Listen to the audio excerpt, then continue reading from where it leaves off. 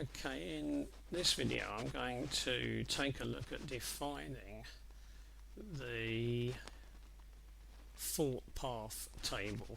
So far in the previous videos I've looked at this area here, which is the VW or VAG code block or table, and I've looked at the one that's further along this way, which was the P code table. Now both of these are arranged in rows of 4, and they feed into this area here. I've just highlighted in pink to make it obvious. They feed into this area, and this is the fault paths. So this is where the previous information about errors feeds into. So if you've got an error up this way somewhere that's an EGR error, it might be 1 in a little row of 4, and that one of a little row of 4 feeds into one of the paths in here.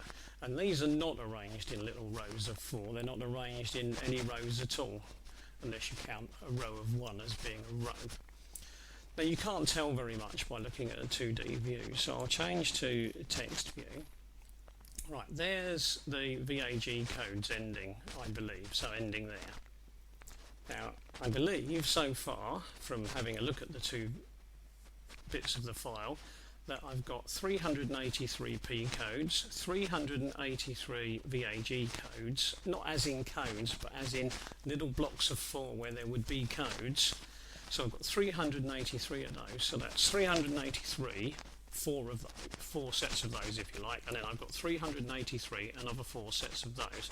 So in total I've got not 383 plus 383, but I've got 2 lots of 383, so two tables that are that size, each with 4 possible places in them for the code to exist. So that's 2 lots of 4, so that's 8. So the 2 blocks between them are really giving me one big block in 2 halves, and that one big block is 383 blocks of 8 possible codes, and it's the 8 which is the important bit, because each of those blocks of 8, whether it's a block of 8 or 2 blocks of 4, it doesn't matter, but each of those feeds into one fault path, which means that there should be here 383 fault paths.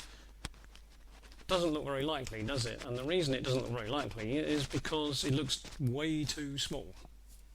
The reason it looks way too small is we're looking at it in 16-bit, and these paths here are 8-bit.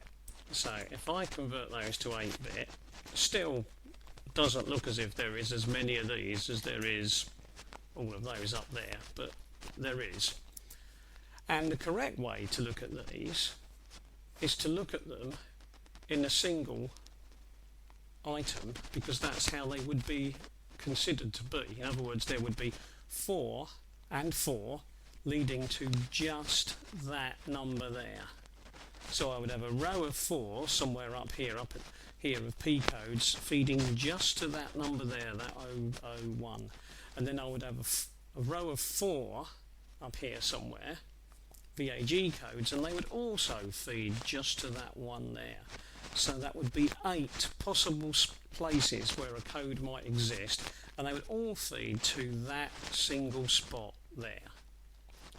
So if I've got a total of 383 rows, I only need 383 of these individual messages or paths.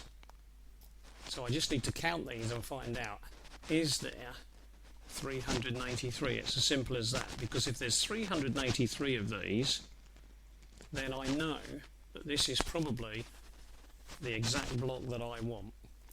Now if we look, how many have we got? 1, 2, 3, 4, 5, 6, 7, 8, 9, 10, 11, 12, 13, 14, 15. I've got 16 at the moment, so if I make that 17, 18, 19, 20, I'm just doing this for convenience to make them easier to count. I'll move that across to there. So that's 20, 40, 60, 80, 100. 20, 40, 60, 80, 100, so that's 200.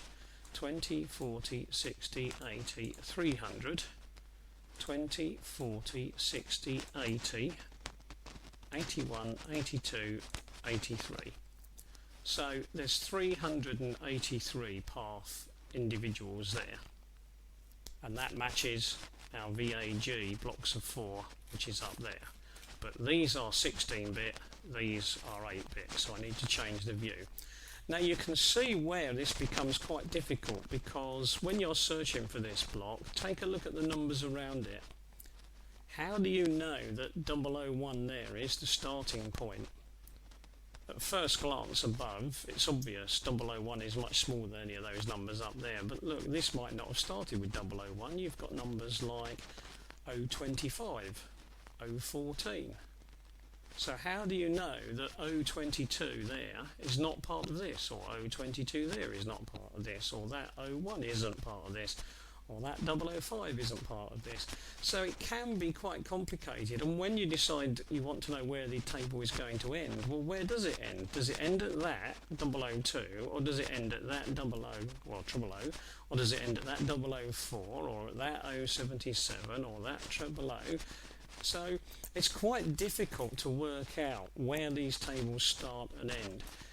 The clue usually is finding the end of the VAG code block, because the path block usually starts straight afterwards, so that gives you a starting point.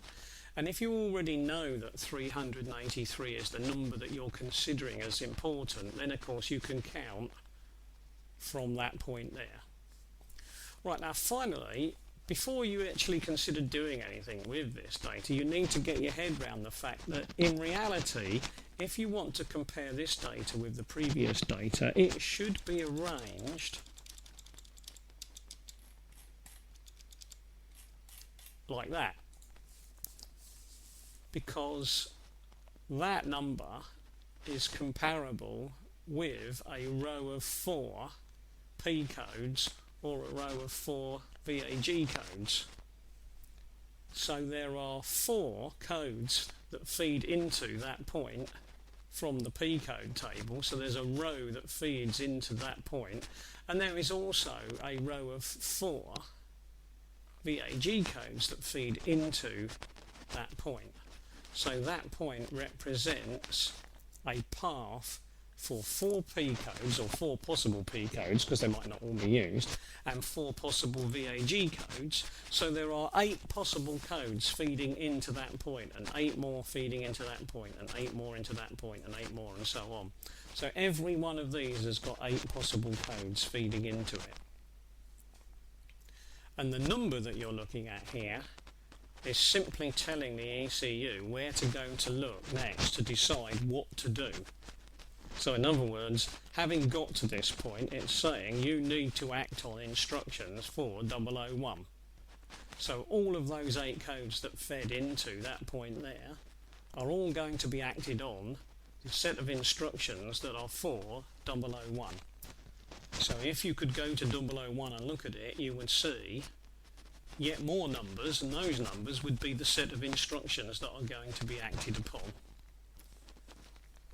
I'm not going to go into that at the moment, because it just gets more and more and more complicated, and realistically you don't need to know that information if you just want to get rid of a code that's plaguing you and won't go away. So you don't really need to go that far. Right, now before I go any further, this is obviously getting very, very, very complicated, in the sense that not just the numbers and sizes of tables, but I'm going to have to keep flicking between 8-bit view and 16-bit view. So future videos explaining more detail about this will be in Excel. And to give you an idea of how they will end up in Excel, I will start the next video at this point, but then jump straight to Excel. Right, I'll stop there.